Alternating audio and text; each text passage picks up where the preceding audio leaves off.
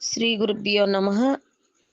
మద్గురుదేవులు చినరామచంద్రయ్యార్ల వారి పాదపద్మములకు నమస్కరించుకుంటూ, శ్రీ సత్యానంద సత్యమయ్యార్ల వారికి నమస్కరించుకొని, శ్రీమద్భాగవత కృష్ణదేశకేంద్రుల వారు రచింపబడిన శక్తిద్వయ నిరాశకంబైన శుద్ధ నిర్గుణ తత్వ కందార్థ దరువుల నుండి 6వ అధ్యాయము ఎరుకను విడిపించుట, ప్రథమ కందార్థము, క్రమ సంఖ్య 84. పిల్లలు తాట్యాకులతో పిల్లలగా వించి పెండ్లి పేరంటంబుల్ కొల్లలుగా జేయవారల తల్లులుగని సత్యమనుచు తలచేరామదిని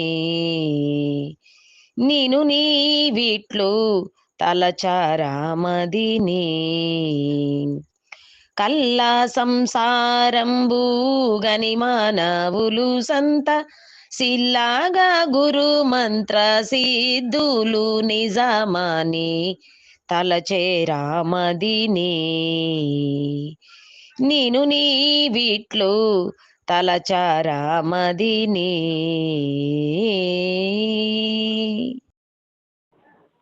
శ్రీ గురుభ్యో నమః. మద్గురుదేవులు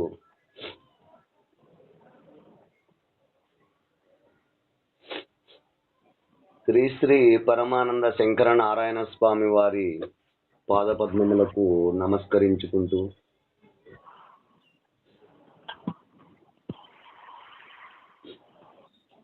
శ్రీమద్ భాగవత కృష్ణదేశికేంద్ర ప్రభువులచే విరచితమైన శక్తిద్వయ నిరాశకంబైన శుద్ధ నిర్గుణ తత్వ కందార్థ దరుగులు 6వ అధ్యాయము ఎరుకను విడిపించుటలో 1వ కందార్థము. అయితే క్రిందటి అధ్యాయము అనగా 5వ అధ్యాయము ఎరుకోత్పత్తి లక్షణములో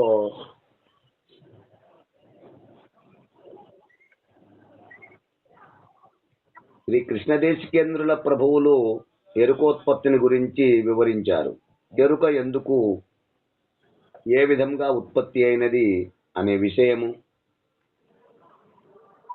బ్రహ్మాదులకైనను తెలియదు అనియు, కానీ సద్గురుమూర్తిని పరబ్రహ్మముగా భావించి ఆ గురుమూర్తికి పాదసేవ చేసిన అతి మహాత్మునికి ఎరుక యొక్క నిజ స్వరూపము పూర్తిగా తెలియబడునని సెలవిచ్చారు. ఇక ఎరుక భ్రాంతి రూపము వంధ్యాసుని వలె అనియు, తాను పురుషుని వలె అనియు, రజ్జుసర్పము వలె అనియు, అక్షత విషానము వలె, ఎండమావుల వలె భ్రాంతి రూపముగా ఏర్పడినది. లేనిదే ఉన్నట్లు తోచబడుతున్నది, కానీ వాస్తవం నిజం కాదు. తొలకరి మబ్బులలోని మెరుపు వలె అంతలో కనపడి అంతలోనే లేకపోయే లక్షణము గలది. కనుక ఎలా వచ్చునో తెలియదు, ఎలా పోవునో తెలియదు.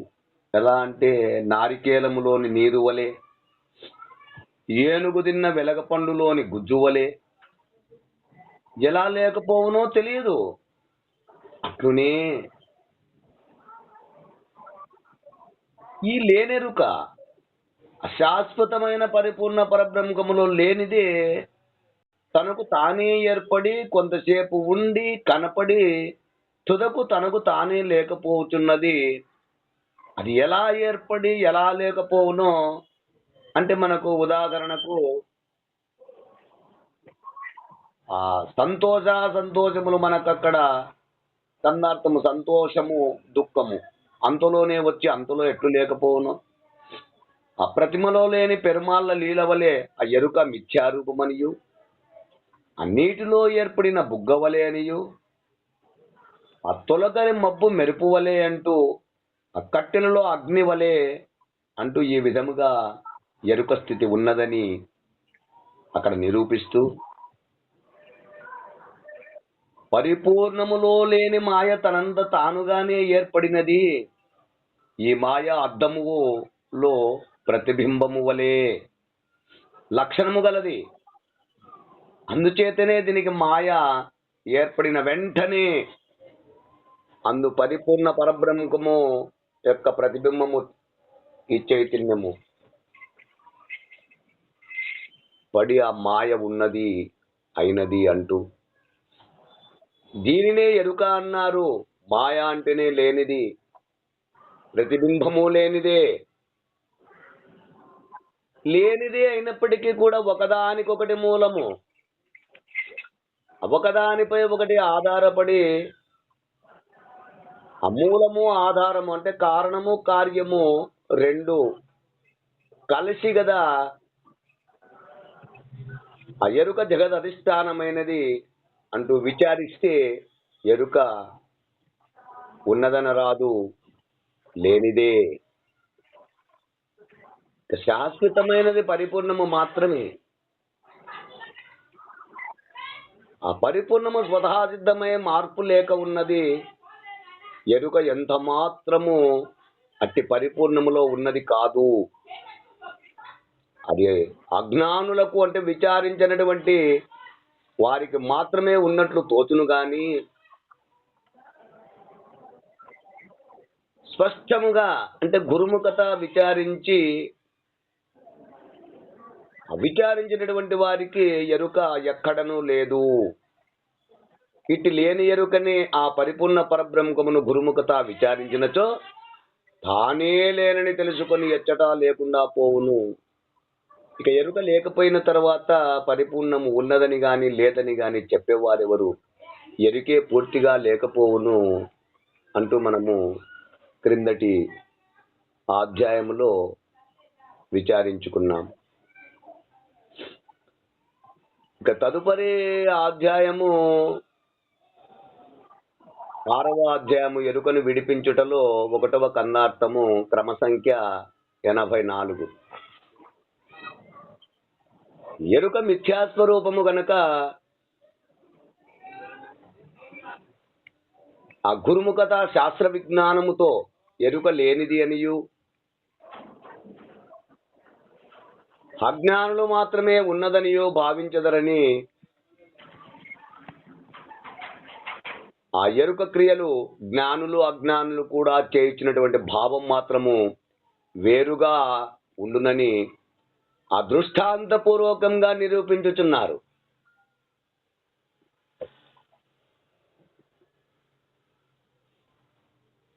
పిల్లలు తాట్యాకులతో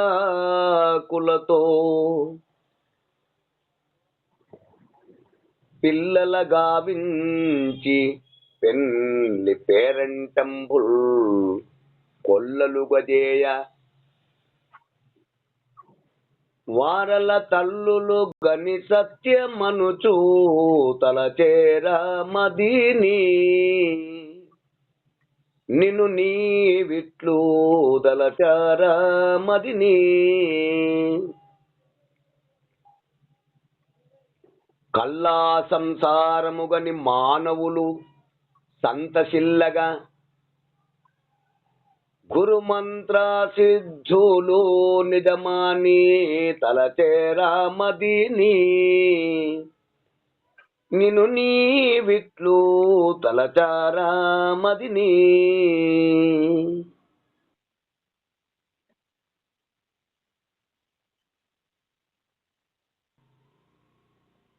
శిష్య, గురుదేవా,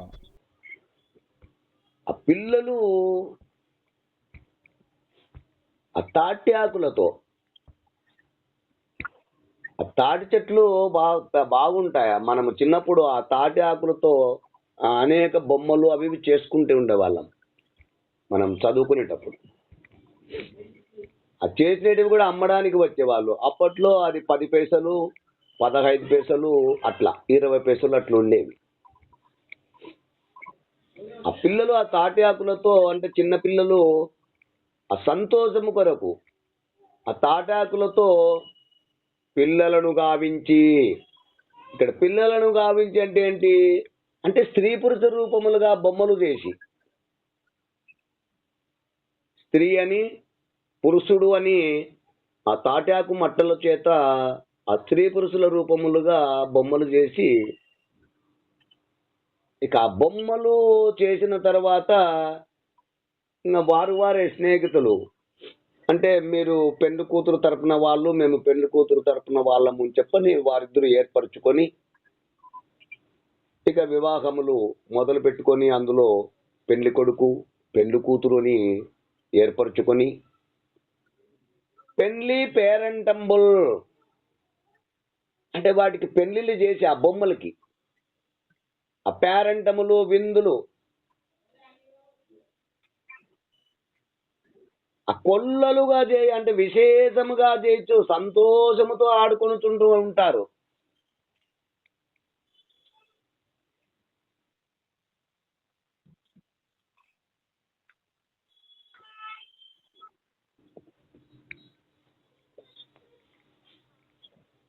అది చూచి వారల తల్లులు గని అంటే ఆ పిల్లలు యొక్క తల్లులు చూచి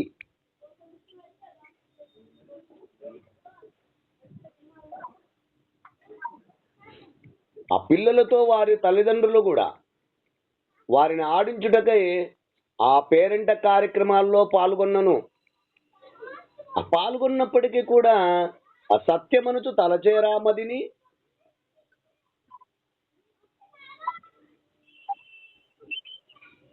ఆ పిల్లలతో వారు కూడుకొని ఆడించడం కోసమే ఆ పేరెంటంలో కార్యక్రమాల్లో పాల్గొన్నప్పటికీ కూడా ఆ పెళ్లి పేరెంటములు నిజమని మనసులో తలుస్తారా వారి తల్లిదండ్రులు?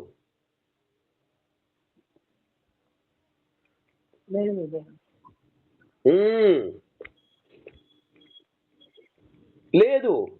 ఆ పెళ్లి పేరెంటములు నిజమని తలచరు కదా.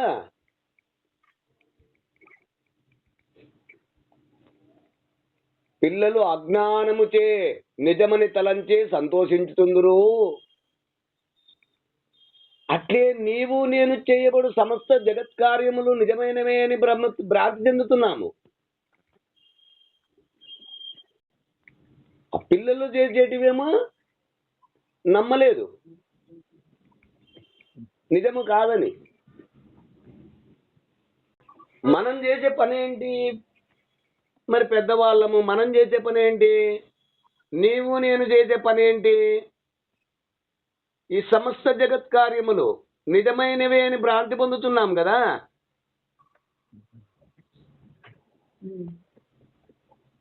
అంటే నువ్వు చేసేటివి నిజము, పిల్లలు చేసేటివి అబద్ధము. నువ్వు చేసేది వాళ్ళు చేసింది రెండు ఒకటే, కానీ అది అబద్ధం అంటున్నావు. పిల్లలు చేసిన దాన్ని అదే జగత్ కార్యము నువ్వు చేస్తే నిజమైనది అని భ్రాంతి చెందుతున్నావు. కానీ నేను నీ బిట్టు తలుచురామదిని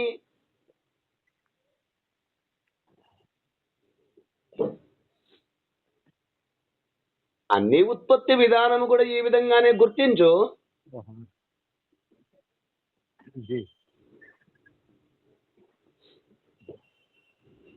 అంటే మూలము లేని గుర్తెరిగే శరీరంచే ఈ పిండ బ్రహ్మాండములుగా ఏర్పడి పరిణామం చెంది,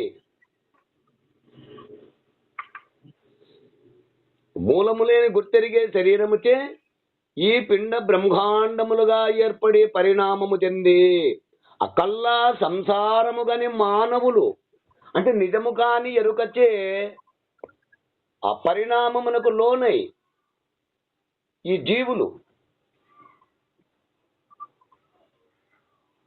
జీవులు జనన మరణ రూపమైన సంసార భ్రమణములో మునిగి ఆ సుఖ దుఃఖములు పొందుతూ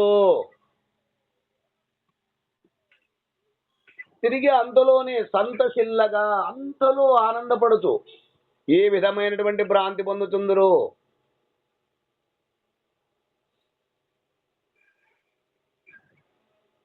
కానీ గురుమంత్ర సిద్ధులు నిజమని తలచేరామదిని. గురుమంత్ర సిద్ధులు అనగానే వారు పరిపూర్ణ భావజ్ఞులు.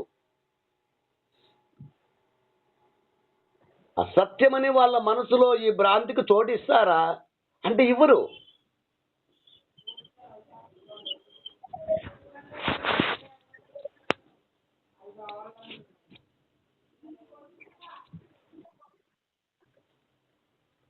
గురుముఖత స్వతసిద్ధమైన పరిపూర్ణ ఉన్నదని, అస్వతసిద్ధమైన పరిపూర్ణము ఉన్నదని దానిని గుర్తించే గుర్తుకు అనగా ఎరుకకు మూలము గాని స్థానము గాని లేదని ఆ వస్తునిచ్చే పూర్వకముగా ఆరుడపరుచుకున్నటువంటి పరిపూర్ణ భావజ్ఞులకు ఈ జననము మరణము ఈ సంసారమందలి సుఖ దుఃఖములు ఇవన్నీ కూడా నిజము కావని, ఇదంతా కేవలము భ్రాంతి జన్యమే అని ఎటువంటి వికారములకు లోను కాకుండా స్థిరంగా మనస్సు గట్టిపరుచుకొని దృఢపరుచుకొని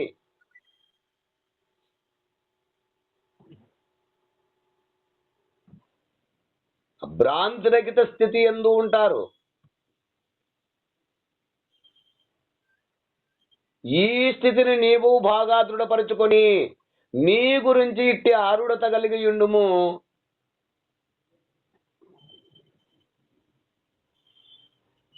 అంటూ మనకు ఈ కన్నార్థ భావనని అందిస్తున్నారు. మీరు కూడా ఈ కన్నార్థ భావాన్ని అందుకుంటారని కోరుకుంటూ జై గురుదేవ.